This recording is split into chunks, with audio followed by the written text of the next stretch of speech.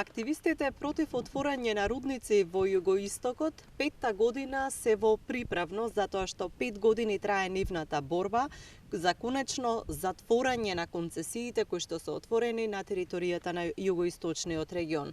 И овде во Иловица, во моментов каде што се наоѓаме пред Иловичката брана, постои една сериозна борба и сериозен отпор на локалното население за отворање на рудникот Иловица Штука. Дедо Илјо Малинов, онака како што го знаат активистите и локалното население, е еден од најжестоките критичари и најжестоките противници за отворање на рудникот над нивното село. Господине Малинов, вие со години сте еден од најгласните, уште додека траеше расправата за студијата за заштита на животната средина, вие во општина Ново Село рековте дека не само селата, туку и водата што ја пиеме, браната пред која што се наоѓаме во моментов, се загрозени од еден таков зафат. Што значи отворањето рудник, се уште е според вашето мислење на територијата на овој регион? По мене, колку јас можам да ги сватам тие работи, тај рудник ако се дозволи да се отворе, значи за мене ќе изгледа точно ете така. За тие две села веќе нема што да се замислува да обстојуват на тоа место. Но јас мислам дека тај рудник ќе ја загаде цела Струмичка околија, Струмичкото поле. А Струмичкото поле, знаеме сите, кое е това поле? Това поле едно време и пошироко од Македонија хранеше, дури Југославија. Значи цела Македонија ќе вкусува од неговите плодови. Значи ќе биде контаминирано всичко и цела Македонија ќе биде затровена. И јас по моите видувања и как се одвиват работите, што се развлечуваат работите од една страна, така дури малку и свикам оште по-добро за нас. Секој ден нашата војска, нашата одбрана се проширува. Не само тука на локално, селско ниво.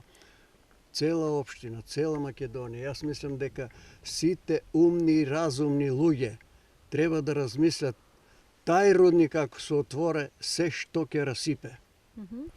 Господине Малинов, во последно време има нови вознемирувачки информации за активистите и за граѓаните со оглед на тоа дека почна да се продават дел од акциите на компанијата концесионер Euromax Resources. Како вие гледате на овие активности? Тука сега јас на тие активности,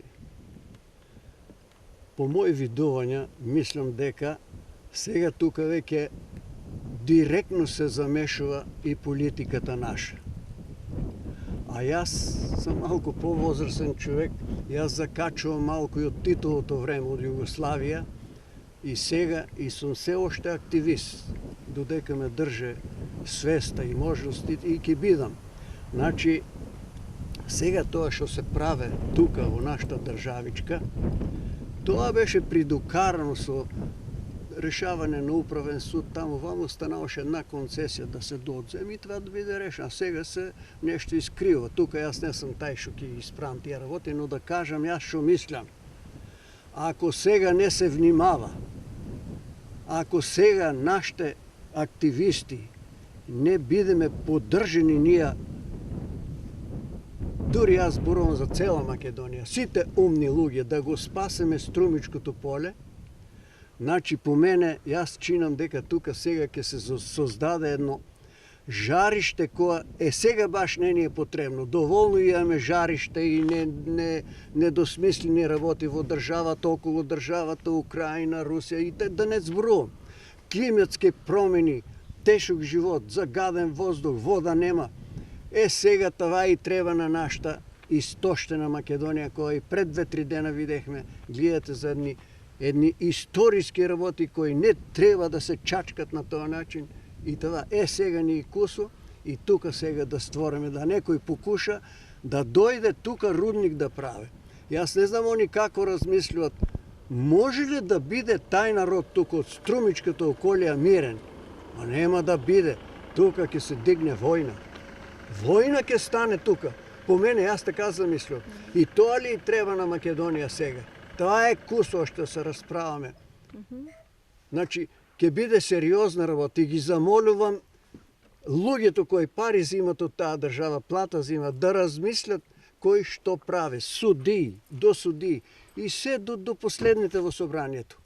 Да размислят дали некој треба да даде неко било каква блага одлука, може да се отвори рудник. Немој да чачкат тука.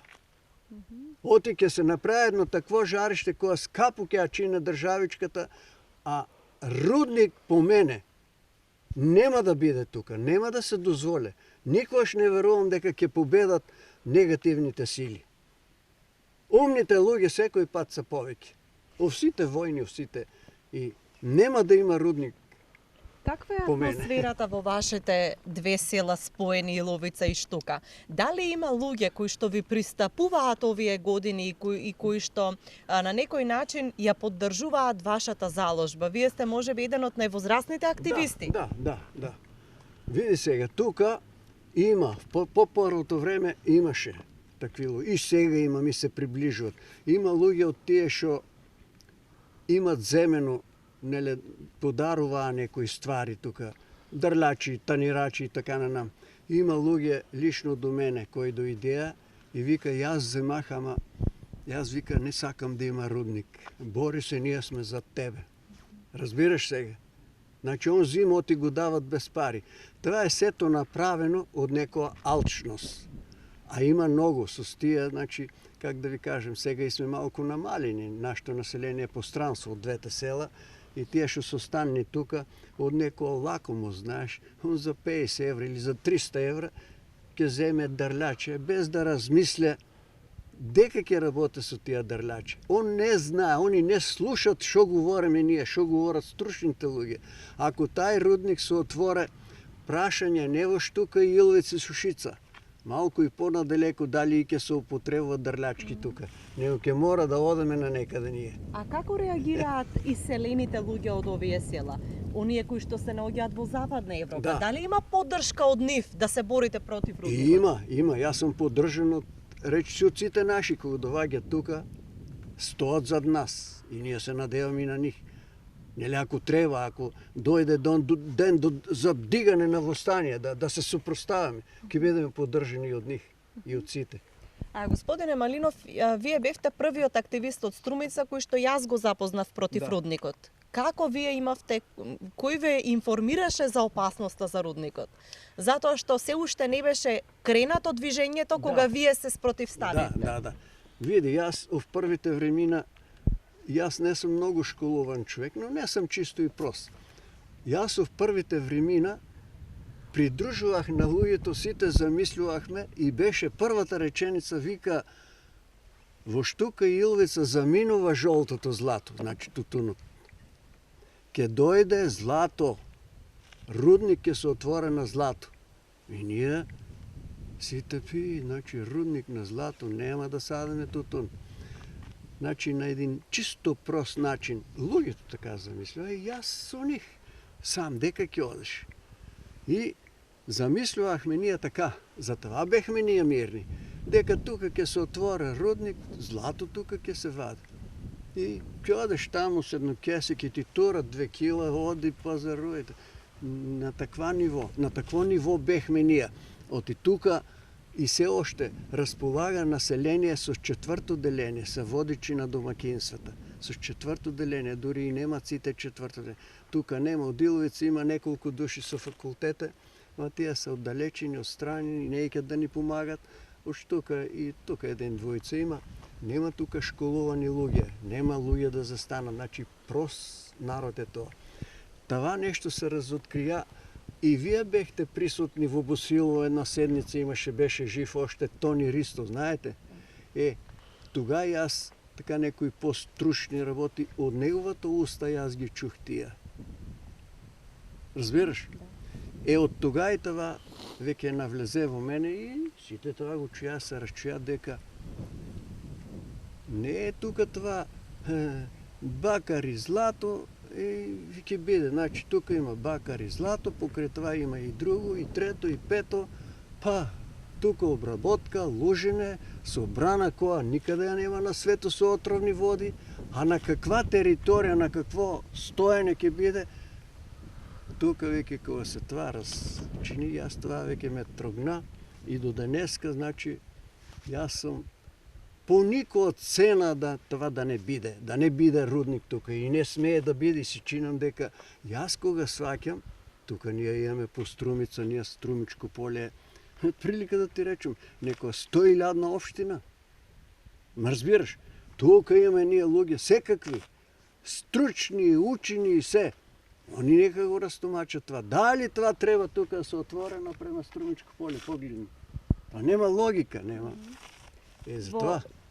Последниве денови сме сведоци на една голема трагедија во Турција. Земјотрес од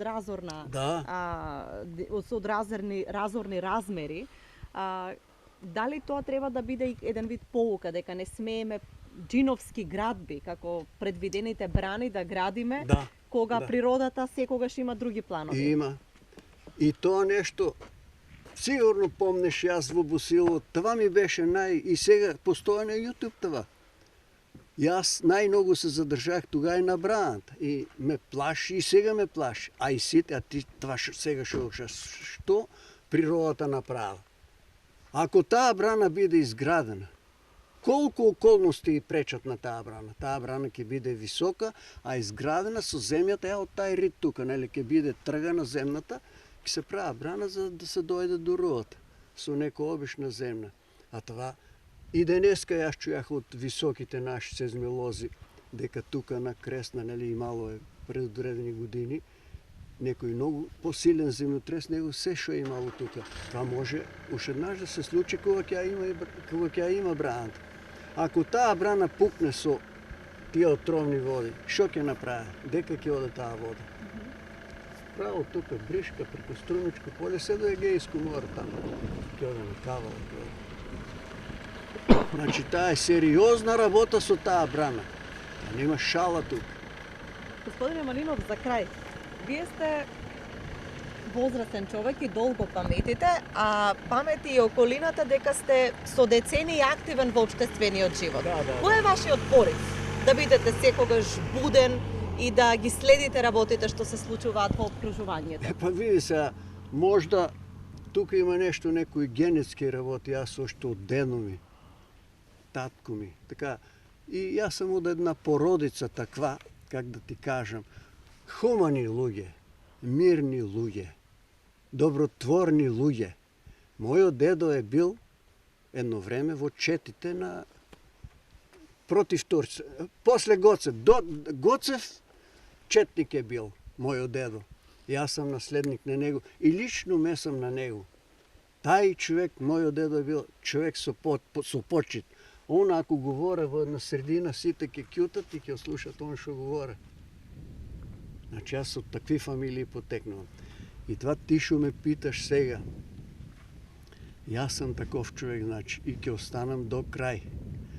Јас си замислувам това сега што е тука, а ако бидне рудник, што ќе биде? Од тука со се цело Струмичко поле. И това не би го дозволил. Не би го дозволил јас. Па нека слушат добротворните луѓе. Това јас сега тука да го турам. Сите слушаме каква ни е работа. Нашата Струмица е една голема околија со големи болници. Јас контактирам со доктора, вчера бех по болница таму. Да те е страх да си доктор денеска. Од општите околности. Од зрачини, од прашини, нечист ваздух, така ли? Секој ден има новородени со канцер. Во нашата општина, секој ден. Без това, ако това бидне, што ќе се случи? И сега ние дозволуваме тука, тие зборови ги кажувам на луѓето лично од нашите села. Зима за 50 или за 200 евра един алат зима да учествува во геноцид, да се отвори рудник тука, неговите дечка утре да умрат од канцер. Замислејте се што се прави, што се дозволува тука. Јас не знам какви се тие луѓе. Јас не го дозволувам тоа. Това мене така, как да ти кажа, мотивира.